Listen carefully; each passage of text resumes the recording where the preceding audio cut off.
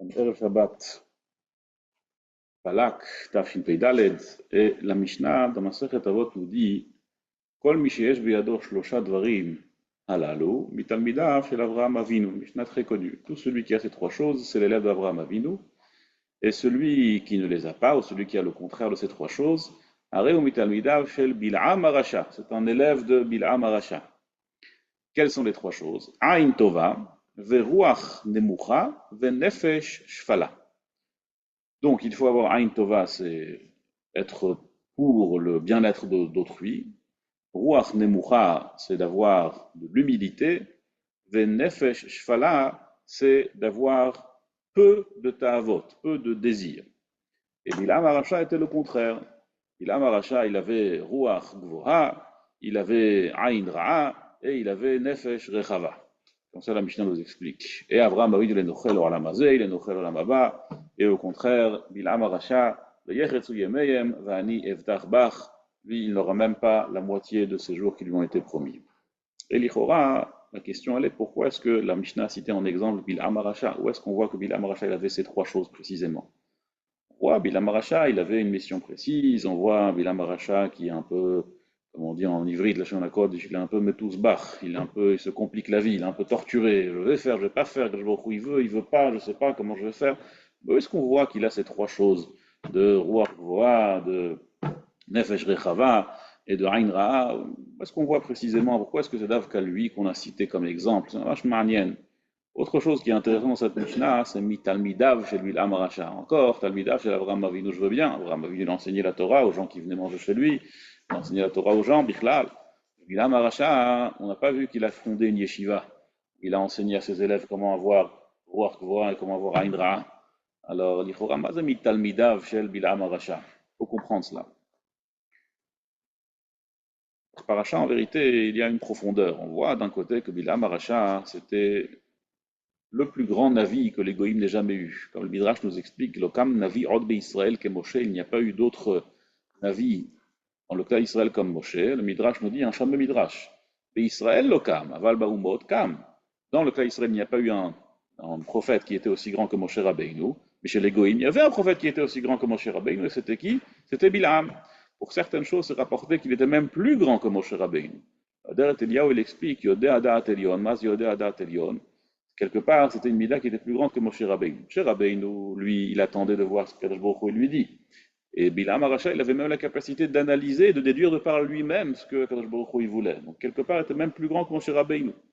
Et on voit que même Bilam, il aspire à avoir une vie spirituelle et même une fin spirituelle. Tamut nafshi mot yesharim, il veut mourir une mort droite, veteya charidi kamo, il veut finir comme le clan Israël, il veut finir avec le Olam Haba. Donc on voit que quelque part, il comprend la vie. Et d'un autre côté, on voit qu'il essaye de tout faire, il se complique à droite, à gauche, comment faire pour, oui, maudire le cas Israël, comment faire pour, oui, contourner le Ratzon Hashem, la volonté divine. Et tout son chemin, il est vers cela, alors qu'il sait pertinemment qu'est-ce que c'est le Ratzon Hashem, il sait pertinemment quel est le tachli de ce monde-ci.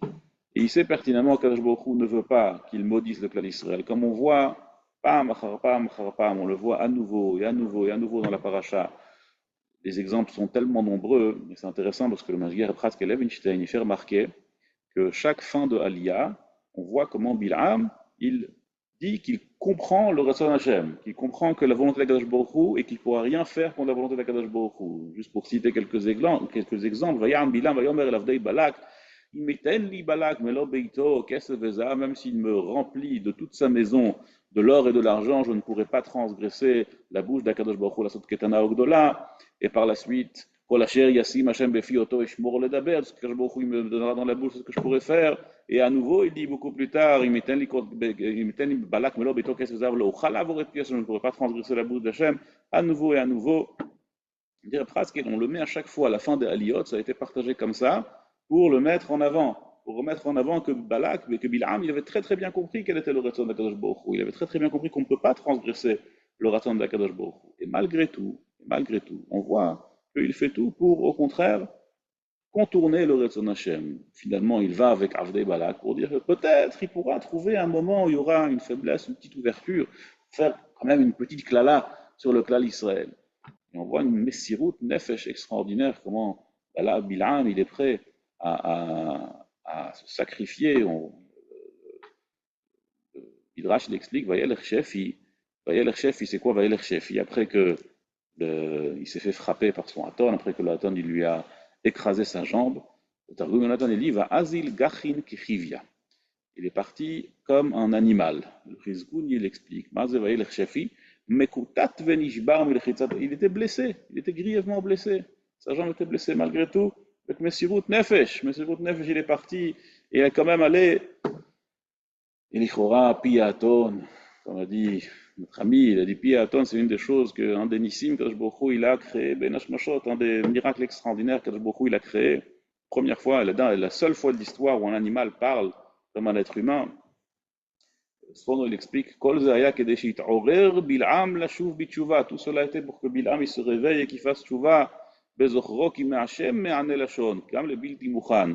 En comprenant et en voyant que d'Akadosh Baruch Hu vient le Ma'ane Lashon, vient la parole, même à celui qui n'a pas la parole. Alors, Kol Sheken, celui qui a la parole, Akadosh Baruch Hu, il contrôle sa parole. Et à la fin, on voit même que Bil'am, il dit Khatati. Lorsqu'il parle au Malach, il dit j'ai fauté, malgré son aveu, malgré son. Il dit Mephorach explicitement de pleine bouche qu'il a fauté, malgré tout on voit qu'il n'a pas fait tchouva. Finalement on voit qu'au contraire il essaye de même pousser le cas Israël à fauter, Maaseh Shittim, avec les Bnot Midian, il conseille à Balak, qui lui dit Elokehem Shelel Sonezima, il déteste la débauche, et au contraire il les pousse à fauter de la manière la plus extrême. Et là, Deret Eliyahu, il dit qu'il y a une autre juxtaposition entre Abraham et Bil'am. Et l'autre juxtaposition, c'est Be'asara Nisyonot Nitnasa Abraham Avinu Amad Bekulam. Abraham Avinu, il a reçu 10 épreuves et il a surmonté les 10 épreuves. Et Bil'am Arasha, il a reçu lui aussi 10 épreuves, mais il a échoué dans ces 10 épreuves. À chaque fois qu'il a eu une épreuve, il a échoué. On l'a retrouvé dans Masechet Gitin Daf Nun Zayin que Bil'am Arasha, il est resté Racha même après sa mort, même lorsqu'il était dans le Olam Haemet. Mara là-bas nous raconte que Onkelos, il voulait se convertir. Avant de se convertir, il voulait se concerter avec les plus grands ennemis du clan Israël pour savoir est-ce que ça vaut vraiment le coup. Là, il y a écrit là-bas qu'il est allé voir, et entre autres, il est parti voir Bilam. Il lui dit qu'est-ce que tu en penses? Ça vaut le coup de se convertir ou pas? Et il lui dit, là-bas, Bilam, il lui dit que l'antidroche betovatam kol ayamim. Ne leur demande pas aucun bien, ne leur veut aucun bien. Il dit, éloigne-toi du clan Israël, soit contre le cas Israël. Et là, Onkelos, il lui demande, et toi, comment ça se passe là-haut? Qu'est-ce que tu fais de beau? Alors, il dit que je suis nidon tous les jours, shirvat zera rotachat. Tous les jours, on me trempe dans zera rotachat. Donc, ça n'a pas l'air très agréable. Et malgré tout, sa bouche, elle continue à dire du mal sur le cas d'Israël. Donc, on voit que même après la ptira, même après qu'il est jugé, même pendant qu'il est jugé, il continue à parler du mal du cas d'Israël. C'est un pele atsum. Il faut comprendre qu'est-ce qu'il y a derrière quand même. Un homme si grand, si spirituel, si élevé, malgré tout, il continue à faire du mal, même pendant qu'il est jugé. C'est quand même étonnant. Hazal nous disent, dans Masechet Brachot, que si quelqu'un veut fauter, alors il y a 3 étapes. La première étape, il faut le tirer tout d'abord au Beit HaMidrash pour étudier la Torah. Deuxièmement, si ça ne marche pas, alors il faut faire Kriyat Shema. Et si même ça ne marche pas, Yazgir Yom Hamita. Il faut qu'il se rappelle que la vie n'est pas éternelle. Chas v'shalom, c'est pas qu'on a des pensées morbides, c'est pas qu'il faut penser à des choses comme on dit en Yiddish rasra, mais il faut comprendre que même si Bezrat Hashem on va vivre en bonne santé jusqu'à 120 ans avec du nachat, il faut comprendre qu'il y a un jour où il faut passer à la caisse et on réglera les comptes. Donc la vie n'est pas éternelle. Et le fait que la vie ne soit pas éternelle, ça veut dire que on doit rendre des comptes sur chaque chose qu'on a fait dans ce monde-ci. C'est ça le Inyan de Yazkir le Yom Hamita. Il explique dans Yarod Vash, pas comme on comprend la Gemara Pashtut, que ce sont 3 étapes qu'il faut faire à chaque fois. Sur le Beit HaMidrash, si ça ne marche pas, Kriyat Shema, si ça ne marche pas, Yazkir Yom Hamita. Le Saint Bichitz, il explique que ce sont 3 avérotes complètement différentes. La première, c'est quelqu'un qui ne connaît pas suffisamment de Torah, et par conséquent, le Yetzer Hara, il attaque. S'il ne connaît pas suffisamment de Torah, qu'est-ce qu'il faut faire? Moi, je crois le Beit HaMidrash, il faut s'asseoir à l'Arnan. La deuxième, c'est les fautes qui viennent par la Ga'ava. Les fautes qui viennent par l'orgueil. Les fautes qui viennent par l'orgueil, il faut faire Kriyat Shema. Quand on fait Kriyat Shema, alors on se rend compte à tel point d'être petit vis-à-vis d'Akadosh Baruch Hu, Kriyat Shema Bechavana évidemment, Et puisqu'on se rend compte combien on est petit par rapport à Kadosh Baruch Hu, alors notre gava, notre orgueil, il baisse un petit peu. Et enfin, la troisième, qui est celui de Yazgir Yom Amita, c'est contre la ta'ava. Quand on a un désir de fauter, alors il faut se souvenir que on va devoir rendre des comptes sur ce qu'on fait. C'est pas pachout, c'est pas évident. Alors pas qu'on se rappelle qu'on va mourir. C'est pas le inyan de se rappeler qu'on va mourir, mais c'est le inyan de se rappeler que on va rendre des comptes sur chaque chose qu'on fait. Maral ramène dans Masechet Brachot d'Af Yudchet, il y avait un chassid, une histoire très connue, qu'il y avait un chassid que Rosh Hashanah, ça n'allait pas avec son épouse, alors il est parti dans le Beit HaKvarot, il est parti au cimetière. Il n'a pas trouvé un autre endroit pour se cacher. Le maître Bisro Salam lui demande qu'est-ce qu'il va faire au cimetière. Il va trouver d'autres cachettes, il pouvait aller au Beit HaMidrash. Là, il vient du cimetière. Le Salam il explique là-bas que ce chassid, il a trébuché dans Midat Akas, il s'est mis en colère contre son épouse. Puisqu'il s'est mis en colère contre son épouse, alors il voulait se rappeler du Yom HaMita pour se refaire du moussar, pour s'auto-remettre dans le bon chemin. Qohélet nous dit, il vaut mieux aller chez l'endeuillé qu'aller à la fête, parce que c'est la fin de chaque personne. Et celui qui est vivant, il devra le mettre à son cœur. C'est-à-dire qu'il y a ici une obligation de la part de Chazal. Chazal nous dit qu'on a une obligation de se souvenir de manière palpable de Yom HaMita. Et tout cela, parce que si on ne se souvient pas de manière palpable de Yom HaMita, alors on s'oublie et on se laisse aller par l'état avot. On voit combien la Torah, elle nous encourage, elle nous ordonne de faire des choses qui nous rappellent de manière palpable notre devoir vis-à-vis d'Akadosh Baruch Hu. Dans Tfilin, vous verrez les Tfilin, vous vous souviendrez, les Otal Yadecha, que ce soit un signe sur ton bras, et dans Tzitzit, on voit Uritem, Otozchartem, Kol Mitzvotai, les Ma'antizgeru, Asheratem Zolim Achariem. On voit à nouveau et à nouveau combien est-ce que la Torah, elle veut qu'on ait des rappels vivides, qu'on a un devoir vis-à-vis d'Akadosh Baruch Hu et qu'on a un devoir de vaincre nos ta'avot. Parce que l'homme, on voit que dans tout ce qui est dans ce monde-ci, tout ce qui est Inane Olam Hazeh, alors c'est très facile de planifier. Les gens ils planifient des années à l'avance. Mon père Zatzal, comment ça le faisait, ça l'amusait. Les gens ils prévoient leurs vacances des mois, voire des années à l'avance. C'était quelque chose de vacances à Kadosh, c'est quelque chose qui l'impressionnait énormément. On voit, on planifie, on planifie. En Ruchniout, qu'est-ce qu'on planifie? On planifie pas grand-chose. On va au jour le jour, on fait des mitzvot, plus ou moins. Des bons juifs, on va à la shul, on écoute des shiurei Torah. Aval, est-ce qu'on planifie vraiment sur... Donc on voit qu'en Ruchniout, on n'a presque pas de planification, ni sur quelques mois, ni sur quelques années, ni sur rien du tout. Et la raison pour laquelle c'est comme ça, hein, c'est parce que Bémet, l'homme n'arrive pas à voir ce qui n'est pas devant lui. Ça, c'est la Metsiout. Et pour que l'homme puisse voir ce qu'il y a devant lui, il faut que ce soit de manière palpable face à lui. Mais il est Bilham, même s'il voit des Nissim, même s'il comprend comment les choses fonctionnent, même si Bilham lui-même a dit qu'il en a chash b'Yaakov et kesem b'Israël, le Ramban explique que Bilham a vu comment est-ce que les Umot Haolam ils ont dit que lorsque le clan Israël va sortir, alors il va se passer plein de mauvaises choses. Bilham il a rigolé. Il a dit qu'il en a chash b'Yaakov et kesem b'Israël. Toutes vos prophéties, tout ce que vous voyez dans les étoiles, ça ne vaut rien. Parce qu'au final, si on voit qu'Akadosh Baruch Hu, il veut le bien du clan Israël, alors le clan Israël aura du bien. Et malgré tout, Bilham il continue.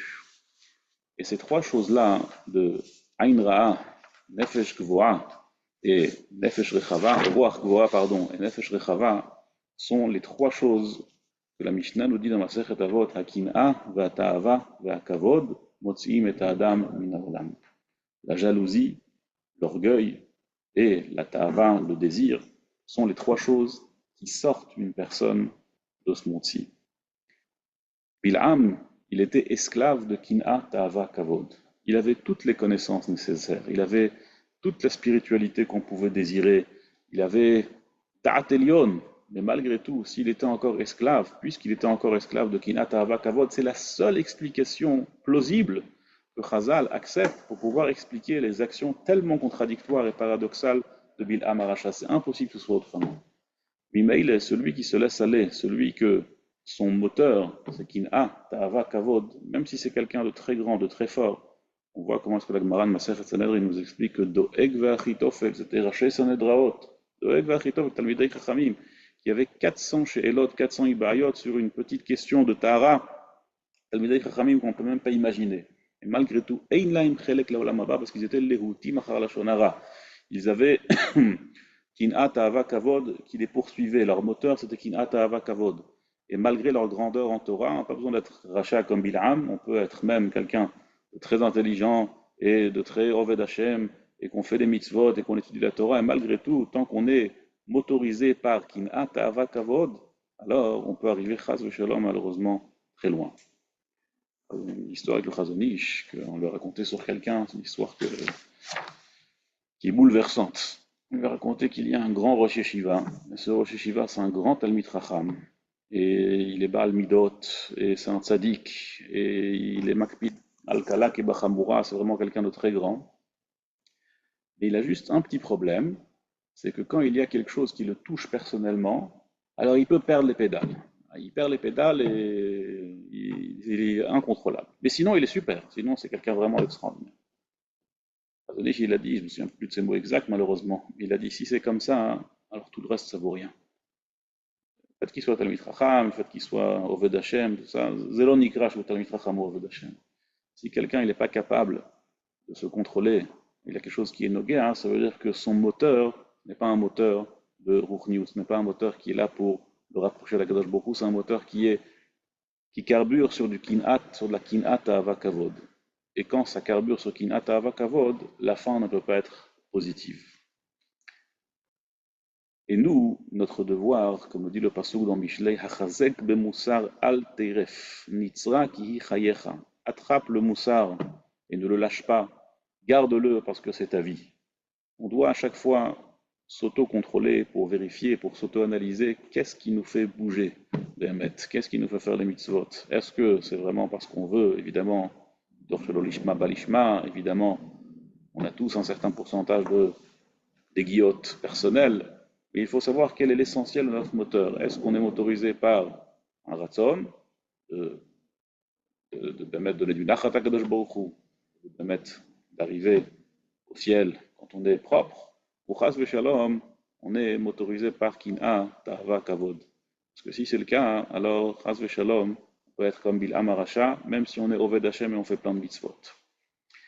Celui qui a Ain Tova, Ruach Nemucha, ונפש שפלה, הרי הוא מתלמידיו של אברהם אבינו. זוכה לעולם הזה, לעולם הבא. יהי רצון, qu'on puisse באמת être עובד השם, comme il se doit, et d'être מתלמידיו של אברהם אבינו, et d'être זוכה בעולם הזה ובעולם הבא. כל טוב ושבת שלום.